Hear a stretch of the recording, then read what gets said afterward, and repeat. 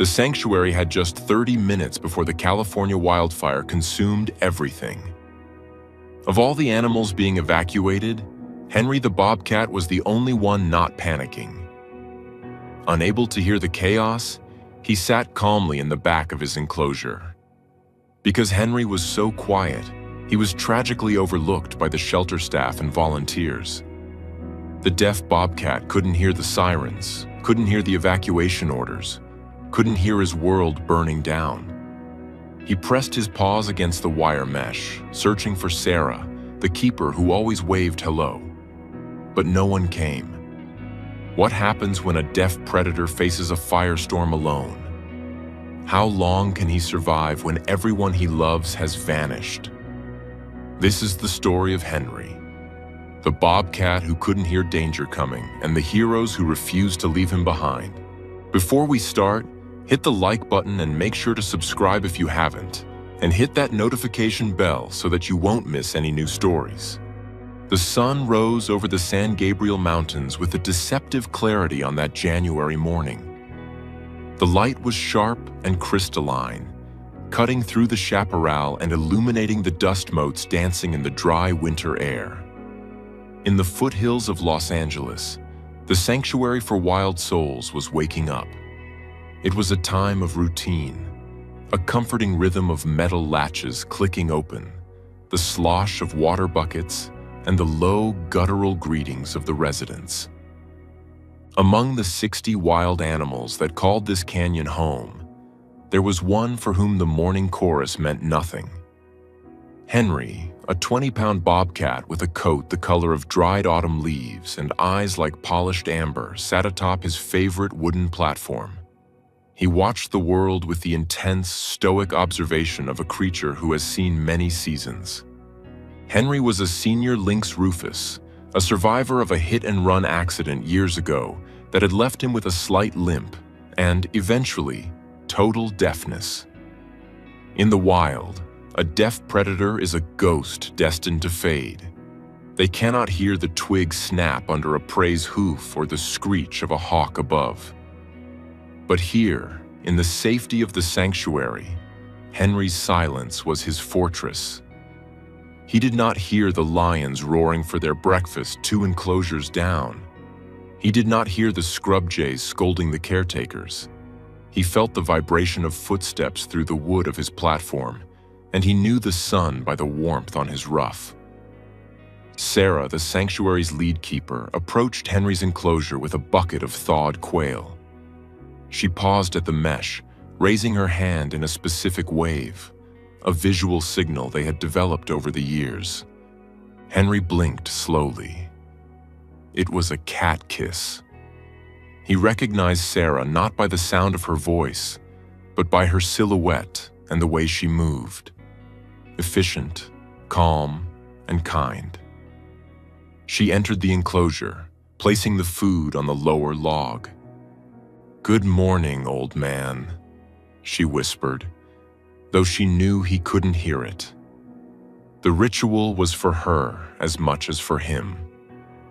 She watched him descend, his movements stiff but dignified, the tufts on his ears twitching instinctively even though they gathered no sound.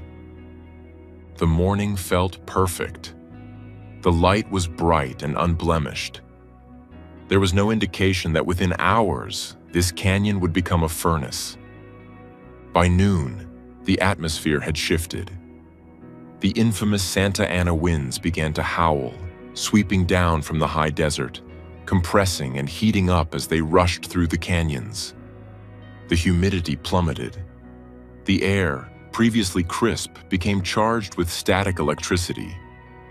Then came the smell. It wasn't the cozy scent of a wood stove. It was the acrid chemical tang of burning sagebrush and eucalyptus. The phone in the sanctuary office rang. A shrill, persistent sound that cut through the wind. The agonizing news came from the fire marshal. A blaze had started near the ridge, fueled by the 60-mile-per-hour gusts. It was moving fast. They weren't under an advisory. They were under an immediate evacuation order. 30 minutes, the director shouted, slamming the phone down. We have 30 minutes to clear the facility. Move! Move! Panic, usually suppressed by professional training, bubbled just beneath the surface. Evacuating a shelter of domesticated dogs is difficult. Evacuating 60 wild animals, including mountain lions, tigers, bears, and bobcats, in half an hour is a logistical nightmare bordering on the impossible. The sanctuary transformed into a scene of controlled chaos. Transport trucks roared to life, their engines struggling against the wind. Keepers ran with catch poles, heavy-duty gloves, and transport crates. The air filled with the sounds of distress. Animals, sensing the barometric pressure change and the scent of smoke, were pacing anxiously. The tigers were chuffing and roaring, their deep bass calls reverberating off the canyon walls. The wolves were howling, a mournful, terrified sound. Sarah was directing the loading of the larger predators. "Get the squeeze cage on the cougar. Careful with the tranquilizer," she yelled over the wind. Her eyes were stinging from the smoke that was now visible. A dark, bruising bruise on the southern horizon, spreading rapidly to blot out the sun. In the midst of this sensory assault, the shouting humans, the screaming machinery, the roaring animals, the howling wind, Henry remained in his own world. The wind rattled the chain-link fence of his enclosure, but Henry just assumed it was a breezy day. He had finished his quail and had climbed back to the rear of his enclosure, into a small wooden den box lined with straw. It was his safe space, dark and cozy. He curled up, tucking his nose beneath his tail. The vibrations of the heavy trucks rumbling past were dampened by the thick bedding. He couldn't hear the sirens wailing on the highway. He couldn't hear the frantic radio chatter. A volunteer, a young man named Jason, was assigned the row of smaller enclosures. He was terrified. The smoke was thick now, ash falling like gray snow. He ran down the line, checking cages. "Bobcat 1 loaded?" he shouted to himself, checking a clipboard.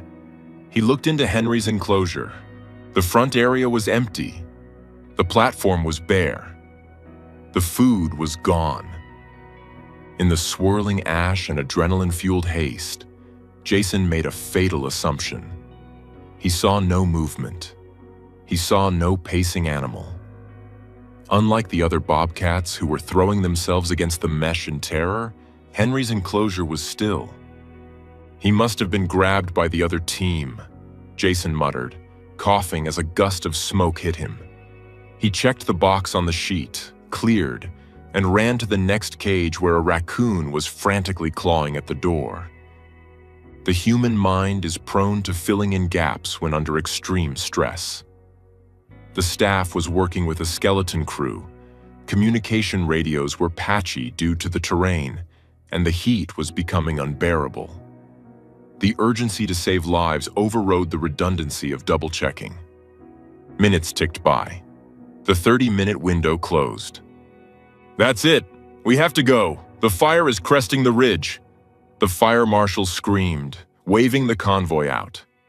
The trucks, laden with terrified, growling cargo, rumbled out of the sanctuary gates. Sarah, driving the lead van, did a mental head count, her heart pounding against her ribs. She looked in the rearview mirror at the cloud of orange and black smoke consuming the place she loved. She believed, with every fiber of her being, that every soul was on board. The gates were left open, a standard protocol to give stragglers a chance if they escaped. But Henry was locked in his enclosure, fast asleep. The convoy disappeared down the winding road. The noise of the engines faded. Silence returned to the sanctuary. But it was a different kind of silence. It was heavy, hot, and menacing. Henry woke up because the temperature had spiked. The air in his den box, usually cool, felt stifling.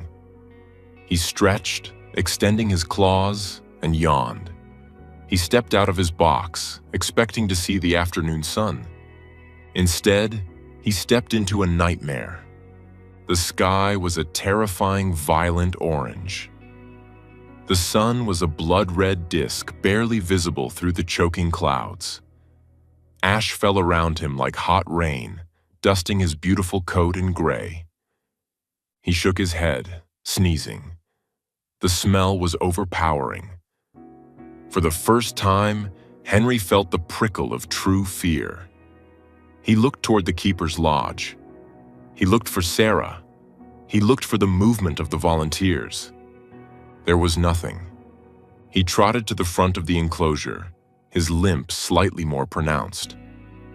He stood on his hind legs, pressing his paws against the wire mesh. He opened his mouth to meow, a raspy cracking sound that he couldn't hear. But no one came. The heat was intensifying. To the west, through the thicket of manzanita, he saw the flickering tongues of the beast. Fire. Even a deaf animal knows fire. It is ancestral knowledge, written into the DNA of every living thing. Henry began to pace. Not the frantic, chaotic thrashing of a younger cat, but the determined, confused pacing of a senior who knows the routine has been broken. Where are the hands that feed? Where is the water? The smoke began to sink lower, heavier than the air. Henry coughed, his small lungs struggling against the particulate matter. He retreated to the back of the enclosure, away from the wire that was becoming hot to the touch. He went to his water bowl, but it was already filled with ash, turning the water into a sludge. He was alone. The silence in his ears was absolute, protecting him from the terrifying roar of the approaching firestorm, but isolating him in a bubble of confusion. He sat down, wrapped his tail around his paws, and watched the orange glow grow brighter. He didn't understand why he had been left. He simply waited, with the heartbreaking patience of an animal, for the humans he trusted to return. 10 miles away, at the evacuation staging ground in a high school parking lot, the adrenaline was crashing, replaced by the cold reality of logistics. Sarah was moving from crate to crate, checking hydration levels. She held her clipboard, her hands trembling slightly. Simba is here. Luna is here. Rocky is here, she muttered, checking off the mountain lions. She moved to the smaller crates. Pixie. Wait. She frowned.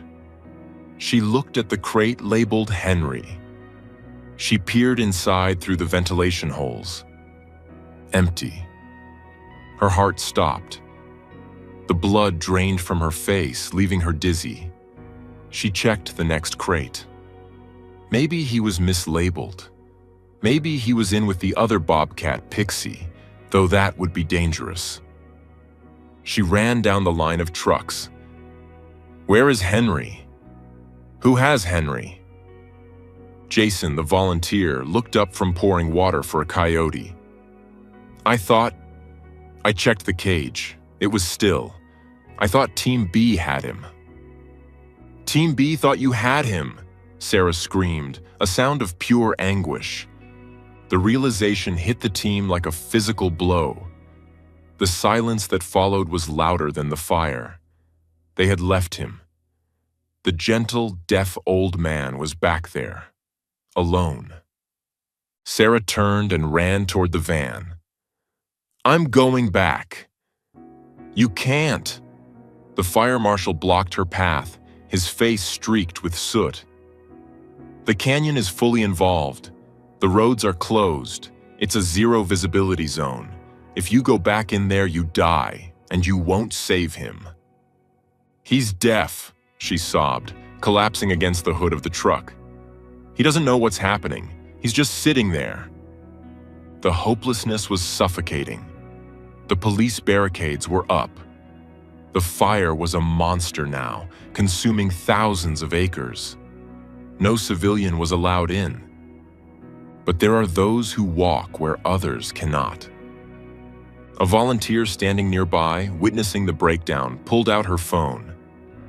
"Call SWOT," she said urgently. "Call starts with 1 today."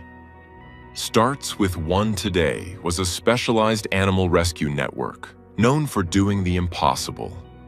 They were a team of ex-military veteran firefighters and expert animal handlers who had the credentials, the gear, and the courage to enter exclusion zones. Sarah made the call, her voice thick with tears, explaining the situation. "He's a senior. He's deaf. He's in enclosure 4. Please." "We're rolling," the voice on the other end said. Simple, direct. Miller, the lead responder for SWAT, drove the heavy-duty 4x4 truck. Next to him was Elena, a vet tech with nerves of steel. They had the clearance codes and the specialized respirators. They reached the police barricade. The officer shook his head. "It's hell in there, Miller. Visibility is 0. "We have a confirmed life in danger," Miller said, his jaw set. "We're going in." The drive up the canyon road was a journey into the underworld. To the left and right, the hillsides were skeletal remains of glowing embers. Telephone poles hung by their wires, swinging like pendulums. The heat radiated through the floorboards of the truck. "Air quality is critical," Elena said, checking her monitor. "If he's alive, he's barely hanging on." They reached the sanctuary gates. The main office was gone, reduced to a chimney and a foundation. The storage shed was burning. But the wind had shifted slightly, just enough to push the main wall of fire away from the line of enclosures where Henry lived. It was a miracle of physics. Miller parked the truck. They donned their full-face respirators and grabbed the bolt cutters and the catch pole. "Henry!" Miller yelled, then cursed himself. "Right, Def. Look for eyes." They moved through the smoke. It was thick, swirling like fog. The heat was oppressive, singing the hair on their arms. They reached enclosure 4. At first, it looked empty. The wooden platform was smoldering on one side. The water bowl was dry. "I don't see him," Elena said, her voice tight. Miller shone his high-beam flashlight into the back corner, into the small wooden den box. 2 amber eyes reflected the beam. Henry was there. He was pressed as far back into the corner as he could go. He was covered in ash, his fur matted. He was panting, his mouth open, his tongue lolling. He wasn't moving. Miller used the bolt cutters on the lock. Snap! The gate creaked open. Henry didn't bolt. He didn't growl. He was too exhausted, too confused.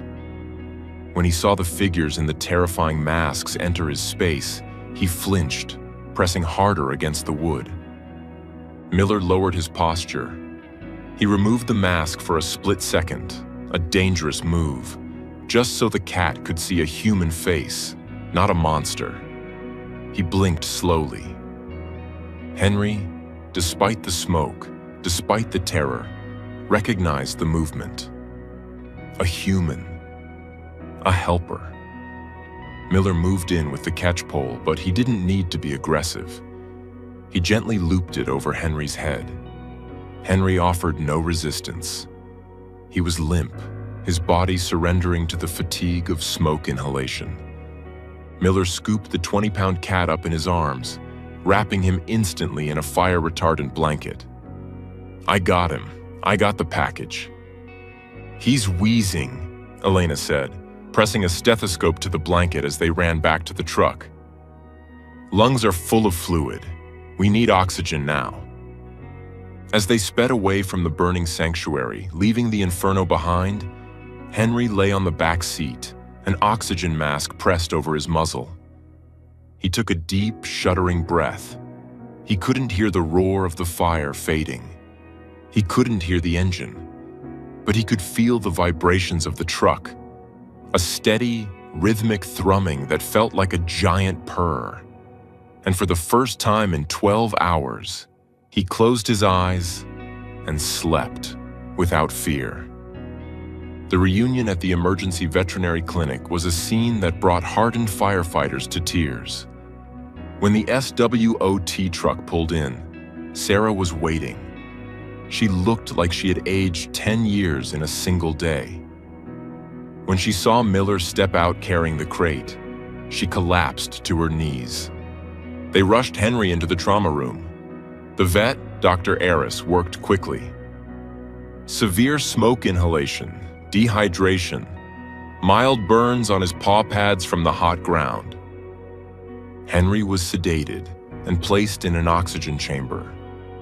It was a clear plexiglass box that filled with cool, clean, oxygen-rich air. Sarah sat by the glass. She placed her hand against it. Inside, Henry, groggy and battered, lifted his head. He saw her. He didn't have the energy to stand, but he extended one paw and pressed it against the glass, directly opposite hers. He let out a silent meow. "I'm so sorry, Henry." Sarah wept, her forehead resting against the cool plastic. "I'm so sorry." The recovery was not overnight. For weeks, Henry had a hacking cough. His lungs needed time to clear the soot. He was monitored 24/7. But the resilience of nature is a powerful thing. Henry was a fighter. He had survived the wild. He had survived a car, and now he had survived the fire. During his recovery, the story of the deaf bobcat who slept through the apocalypse went viral. Donations poured in, not just for Henry, but to rebuild the sanctuary. People were moved by the image of the silent sentinel, the cat who kept his watch while the world burned. 6 months later, the scars on the land were beginning to heal. Green shoots of grass were pushing up through the blackened soil of the canyon. Fire poppies and wild morning glories reclaiming the earth. The sanctuary had been rebuilt, better and safer than before. It was a late July evening.